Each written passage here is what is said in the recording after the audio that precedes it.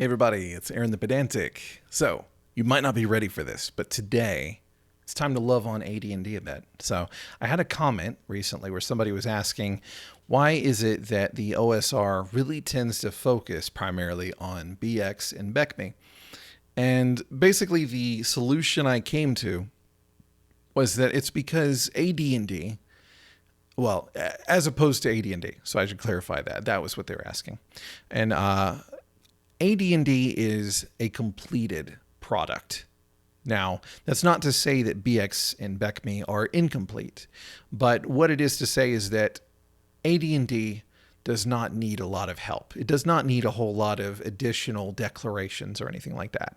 There are still rulings that will be made, but the rules as they are written for AD&D are very thorough and they cover a lot of situations. And they are clearly written because Gary experienced, or, all these other people that were involved. But, as far as Gary goes primarily, Gary experienced where things before that were just ideas needed some refining, some improvements, some specifications, and some tweaking to keep the players from just being absolute crazy people. And making the game not tense. So you can see this in a lot of ways.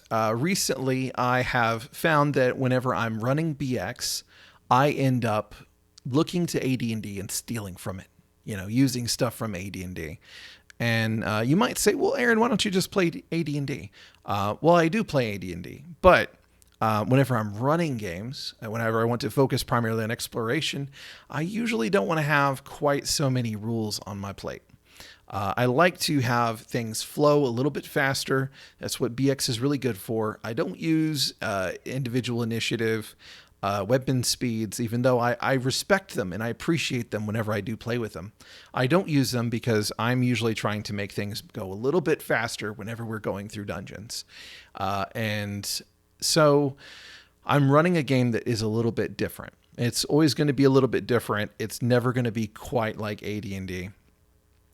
But it might get somewhere close in some capacities. And the biggest thing I can think of where it might get kind of close is whenever it comes to handling spells and magic items. These have been the big sticking points that I have seen are spells and magic items. So, to a degree, some mundane items as well. So let me give some examples. In BX, the light spell, if you cast it upon the eyes of the enemy, they fail their save. They are blinded. It might last 90 minutes. I can't remember the exact time off the top of my head, but I think it's like level plus 6 turns or something. But it's going to last a while. And during that time, it just specifically says they can't attack. If you're blinded, you cannot attack. Now, this can be pretty cool. So we used it, as it was written at first, and it was fun. We had a lot of fun with it. There were some moments where there was very high tension, where then the tension was removed because of the fact that suddenly these things couldn't attack anymore. And I ran into the issue of what sense does that make? Why would you not be able to attack at all? That's a very weird thing to me. But it also completely ruins the tension. So what I did was this was the player of Nikar. So I mentioned Nikar, the magic user. Often the guy who plays him said, "Why don't you consider using the rules from AD&D?" Actually, I think that he might have actually been looking for something a little bit more. A little bit nicer, I think, than that, because he likes the idea of Conan fighting in the dark. That's one of his big things. And if y'all have any cool suggestions for how to implement, that Conan fighting in the dark kind of thing vibe, then feel free to share them. But as it says in AD&D, well, if you can't see, then you get a -4 to your attack rolls. You get a penalty of 4 to your armor class, so you're easier to hit. You get a penalty to your saving throws. You get a penalty to your initiative. So here's all these things where it really messes you up. But here's the important distinction is that if, let's say, you pull off this light spell on a big creature, a big old mean creature with a incredible THAC0 that's going to smack you around almost assuredly most of the time, well, then it's a little bit less likely to hit you now. A little bit less likely to hit because of that blindness. And whenever you try to hit it, that impenetrable armor that you just couldn't get through, you can get through it now, maybe a little bit more frequently. And whenever it was just too fast before, it was always getting to act before you got to. Now you're able to act a little bit quicker. And to me, this was perfect. I was like, AD&D, you did it for me. I'm just going to take that right there. So I'm not taking weapon speed. I'm not taking, individual initiative. I'm not taking segments. I'm not taking all of these other very intricate rules. I'm not taking everything wholesale. I'm just saying for this spell, whenever you can't see, actually not even just for the spell, just in general, whenever you can't see, these are the penalties from AD&D. I like it. I'm taking it. So I also very recently had a similar thing happen with the X-ray vision in BX. So the Ring of X-ray vision, it is, and this is, we have to take into consideration the fact that BX is supposed to be kind of a beginner's thing. It was advertised for kids. Some people use that to denigrate it, and I say that that's foolish because BX is awesome, and you can build wonderful things on it. But we have to keep that into consideration, that it is simple for a reason.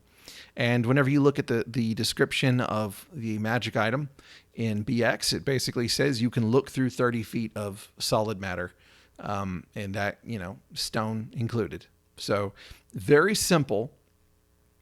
But whenever we had this incident happen last night where, one of the players was looking through a wall, and we both had different ways of envisioning exactly how this would work. Mine being a little bit less favorable to the players because, I don't know, maybe I want them to die. Just kidding. And then his being a little bit more favorable to the player. Well, really, we just saw it differently. I don't know how an X-ray works in real life. I've seen it used on like TV shows, whenever you got people with their X-ray glasses and they're looking at, the girl's underwear or whatever. And yes, I know that that's deeply inappropriate and I'm a terrible person, but that's the kind of stuff that they used to put on TV, for jokes or whatever.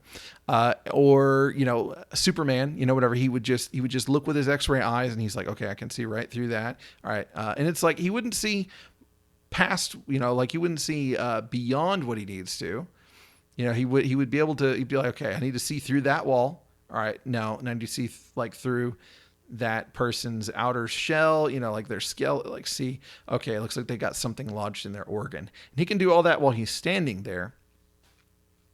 And so that's kind of the way that I envisioned it. It was just like this, within 30 feet, you can specifically choose to look through certain things. And so then it would be a question of, okay, all right, so you see there's a wall ahead of you. You look through it. Okay. There's a floor. Do you look through it? Okay. And so that kind of question and answer thing is kind of the way that I envision it. The way that he envisioned it was basically just everything. You just see through everything. It's just like you could just see through all of it. And, to me, I'm just like, okay, well, then do you just see the outlining or, how exactly does that work? I'm an English major guy. I'm a literature guy. I'm not a scientist by any means. So, we just saw this differently, and the book didn't really have anything to say about it. It just said you can see through it. So then I look at AD&D because this is now my ritual. When I don't know, I look at AD&D and I see what Gary had to say about it, or anybody else that was around Gary that had influence on what he put in it. But so I'll look at what Gary had to say on it, and it is a lot more my speed. Basically, here is how much you can see through these different surfaces, and it's like, you can see through 20 feet of stone or something like that. You can see through, like 1 inch of I can't remember what the metals are, but there's then it's like if it's platinum, forget about it. You can't even see through it. If it's lead or platinum or whatever. And this I really enjoyed because this is like, okay, now we have some deeper understanding of how the world works here. And he also says that basically, in a round you can scan about 10 square feet of material, basically. So as this unveiled it as a process. It's not like you can just look around. It's like, oh, I see through all of it. No. A round in AD&D is 1 minute, right? So you spend 1 minute, and you can see through a small bit of area, and then you can take the whole turn, 10 minutes, and then you can see 10 times that much. So you can scan 100 square feet of stone, basically, and see through it. And if you persist, then it's going to start exhausting you. You're going to start having constitution strain, basically. And just seeing that this was in here, this is why it's very important. And I really need to beat myself up for not having read the DMG more closely and more frequently. Because there's just so much good stuff in here where there's these gaps that exist if you're not familiar. If you're not familiar with something, if it's in here, it's like he's put some thought into it. This, like I said, this is a complete system. This is how Gary ruled it, how he would run it, basically, with some exceptions, because apparently he wouldn't use the attack bonuses versus certain types of armor based on weaponry, that kind of thing. So the more I play BX, the more I come to appreciate AD&D. But that doesn't mean that I'm going to abandon BX for AD&D. I love just how bare bones BX is in most capacities. It's just that whenever it goes off into these particular things, sometimes my brain just wants to be like, okay, well, it says that it does this. That's what the magic item does. It doesn't say that it doesn't do the thing that you want it to do. So sure, it might work unless it doesn't make sense. But whenever it gets into that realm of, I don't know exactly what makes sense, because I'm not like, I have my way of looking at the fiction, and I thought everyone else looked at it that way. And then maybe you have somebody who understands it scientifically. Then maybe you have somebody who understands it from another type of media. So this is why it's really cool to read those books. So this is my lesson. My lesson was read more AD&D. Gary Gygax was an awesome dude. He did a lot of great stuff. And, I don't agree with everything, but I agree with a lot of it. And so that is my lesson for the day. So that is all I have to say for today. I also wanted to mention, I'm very excited. We have RPG Pundit is going to be a guest on the Gonzo Up Your Ass podcast next month. I believe we're shooting for the 18th. I'm not for certain on that, but tentatively we're looking at the 18th. So be ready to show up, and we're going to talk about World of the Last Sun as much as he'll allow us to. And we're going to have a lot of fun with that. And in other news, I've lost 20 pounds in 2 weeks. It's crazy.